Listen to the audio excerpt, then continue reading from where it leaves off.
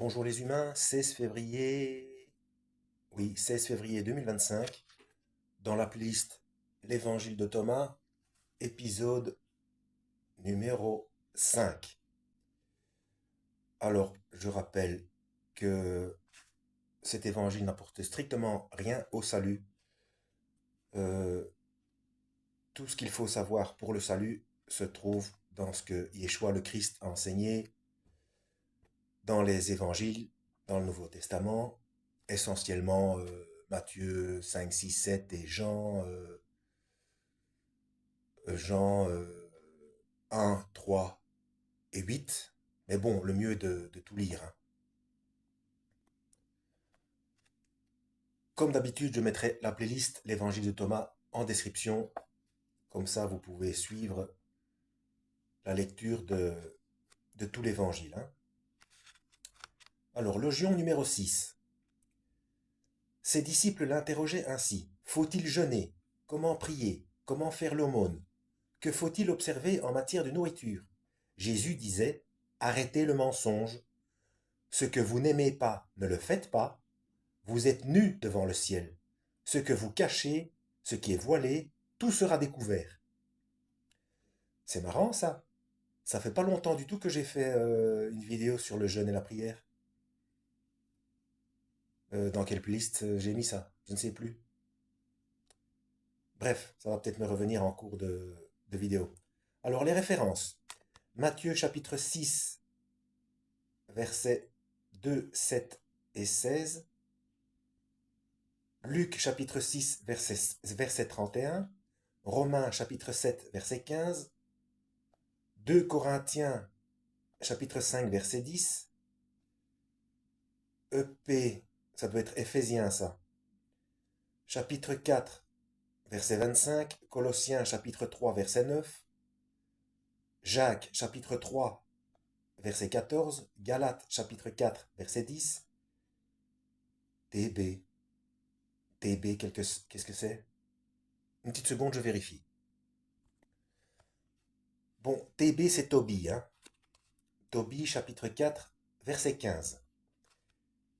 Alors, le commentaire. La question des disciples porte sur les trois éléments classiques de l'ascèse religieuse, le jeûne, la prière, l'aumône. C'est la question classique que peut se poser tout homme de bonne volonté. Que faut-il faire? Jésus semble nous dire ici que ce n'est pas la première question à poser. Avant de faire ceci ou cela, il faut être ce qui importe. Ce n'est pas tant ce que nous faisons, mais la manière dont nous le faisons. Celle-ci dépendant de la qualité et de la sincérité de notre être. Il nous met en garde ainsi contre la présomption de nous croire justifiés par nos œuvres. Il existe également une forme de matérialisme spirituel, entre guillemets, dénoncée par les sages de toutes les traditions. L'ego est en effet un singe malin. Il peut se servir du jeûne, de la prière, de l'aumône, d'une certaine façon de se nourrir, pour se confirmer et s'enfler dans sa vanité. Les religions, c'est le pharisaïsme. Le pharisaïsme. Ouais, moi j'aurais dit le pharisianisme. Bon.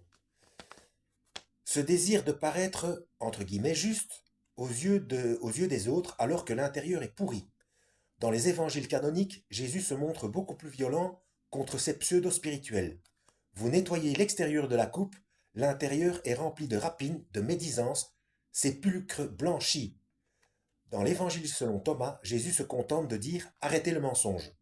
Ne vous racontez pas d'histoire, ne jouez pas au pur, au saint, au parfait. Soyez ce que vous êtes, arrêtez le bluff, n'entretenez pas la dualité entre l'être et l'apparence. Toujours cette histoire de dualité, hein. Allez voir ma playlist La franc-maçonnerie. La dualité est entrée dans le monde avec le péché, hein.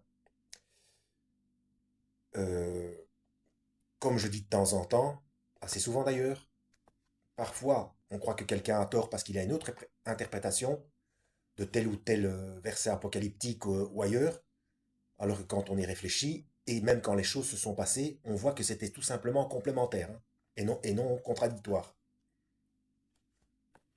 Parfois ça peut l'être, bien entendu, mais bon, c'est dans notre esprit, on pense toujours contradiction. La dualité, voilà. D'où le carrelage. le sol euh, noir et blanc des loges maçonniques, les pixels du QR code, etc. Bon. Ce que vous n'aimez pas, ne le faites pas. Ou encore, ce que vous n'aimez pas que les autres vous fassent, ne le faites pas non plus à autrui. Voilà la loi et les prophètes. Vous êtes nus devant le ciel. On ne peut pas se mentir indéfiniment à soi-même. Vient le jour où ce que nous sommes est révélé. Tous nos secrets desseins mis au jour. Ce jour est béni. Dans la clarté crucifiante de notre néant, l'être essentiel peut se manifester. L'ego cesse ses simagrées spirituelles. Le soi, nu, enfin, se révèle. Ah, j'aime bien cette expression. Les simagrées spirituelles. Bah oui.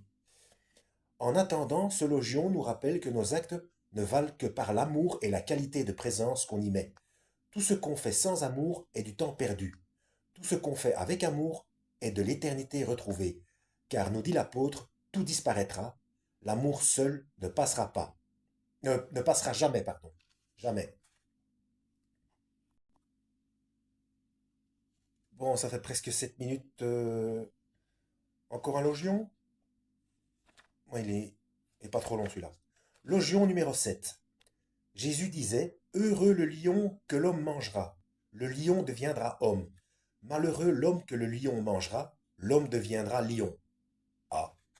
Les références Exode chapitre 22 verset 30, 1 Pierre chapitre 5 verset 8 et Apocalypse chapitre 4 verset 7. La, euh, le commentaire, pardon. Certains voient dans ce lion que l'homme peut manger ou qui peut manger l'homme une image de la libido. Tiens donc. De la pulsion vitale, la dominer, la manger entre guillemets, l'assimiler signifierait alors l'humaniser, la transformer en force d'amour. Par contre, on peut être manipulé par elle, être mangé, conditionné par cette même libido, et on devient alors son esclave. D'accord. C'est c'est assez subtil. C'est philosophe, hein, en fait. Le lion dans la pensée gnostique, c'est davantage l'ego ou le mental qui nous occupe et qui dévore, entre guillemets, notre véritable identité qui est le soi. Le soi avec un S majuscule. Hein. Heureux le petit moi, entre guillemets. Intégré dans le soi, il trouve sa vraie place. Mais malheureux l'homme dont l'ego, ce paquet de mémoire, disait Krishnamurti, c'est ça, Krishnamurti, lui fait oublier le soi. Il devient alors lion, égocentré, il ramène à lui et dévore tout ce qui l'entoure. D'accord, donc le Lion 7 apparemment c'est la guerre contre l'orgueil. Enfin, je le perçois comme ça. Alors vous voyez ce que j'ai déjà dit dans des vidéos précédentes, entre la gnose et ce qu'il faudrait appeler le gnosticisme et la gnose luciférienne. Donc la gnose, c'est euh, l'état d'esprit, c'est la résultante de la nouvelle naissance, qui elle, enfin c'est la conséquence de la nouvelle naissance, qui elle est la conséquence du baptême de l'Esprit Saint. Hein. C'est une suite logique.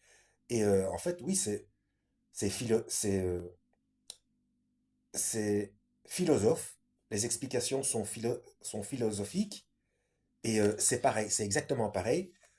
Quand, et c'est vrai, hein, pour ceux qui pensent que les philosophes et la philosophie ont tout ramené à l'humain pour qu'il se détache de Dieu, donc c'est encore une fois une manipulation luciférienne, mais c'est encore une fois le mauvais côté, parce que la philosophie, à la base, vient de Dieu aussi.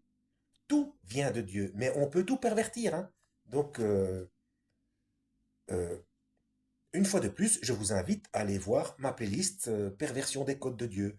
Chiffres, couleurs, langage, voilà, tout vient de Dieu, mais tout a été perverti et utilisé par Lucifer pour manipuler les humains, pour leur perte.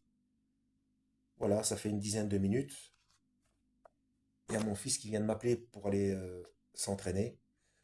Donc, suite au prochain épisode, à la prochaine, lisez la Bible et que Dieu vous guide.